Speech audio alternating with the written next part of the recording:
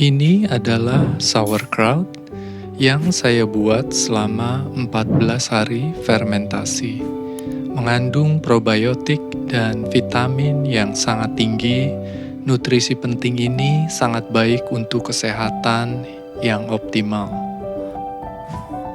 Sauerkraut ini dapat meningkatkan pencernaan, lalu dapat meningkatkan sistem kekebalan tubuh, dapat menurunkan berat badan, dapat mengurangi stres dan menjaga kesehatan otak, lalu mengurangi resiko kanker, dan dapat meningkatkan kesehatan jantung, juga berkontribusi pada tulang yang kuat. Gimana cara membuatnya? Simak terus video ini hingga selesai. Siapkan kol putih yang telah dicuci sebanyak 600 gram. Lalu saya akan potong, buang bagian tengahnya.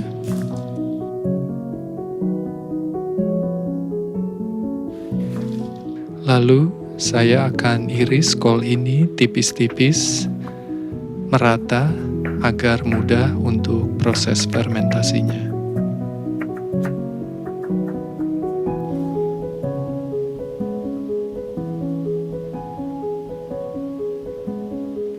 Setelah itu, saya akan taburi garam sebanyak 2% dari kol yang digunakan. Untuk 600 gram kol, saya gunakan 12 gram garam. Lalu, saya akan taburi caraway seed atau ini jinten. Aduk-aduk merata. Lalu yang terpenting adalah remas-remas kol ini dengan kuat agar airnya keluar dan juga kolnya melemas.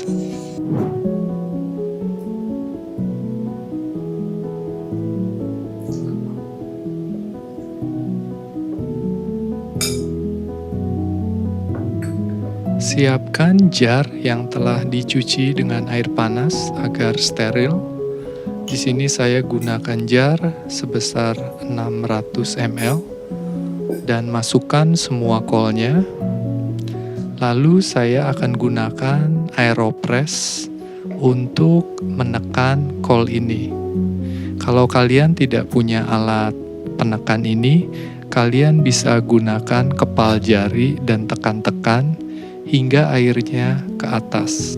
Lalu tutup rapat dan jangan lupa berikan tanggal di toplesnya sejak fermentasi dimulai.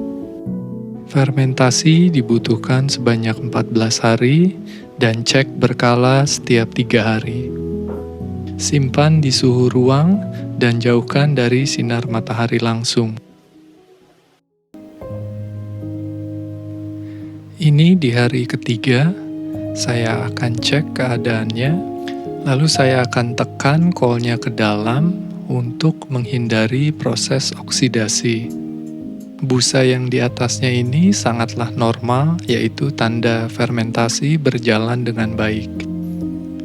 Saya akan tutup lagi dan cek beberapa hari kemudian. Ini di hari ketujuh. Jika terlihat ada warna selaput putih di bagian atas, jangan khawatir, ini namanya kam yeast, yaitu bagian dari proses fermentasi sauerkraut.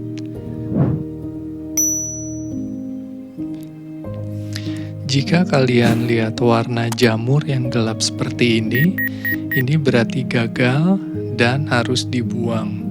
Jadi tidak boleh dikonsumsi ya. Oke, balik lagi. Sekarang saya akan tekan lagi agar ke dalam kolnya. Lalu saya akan coba juga biar tahu rasanya. Sudah mulai asam, tapi belum optimal. Saya akan gunakan aeropress lagi, biarkan kolnya ke dalam, dan lanjutkan fermentasi hingga selesai.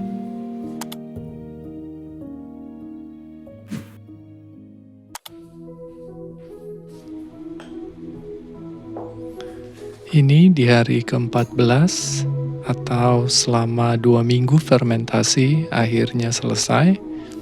Saya akan icipi rasa dari sauerkraut ini.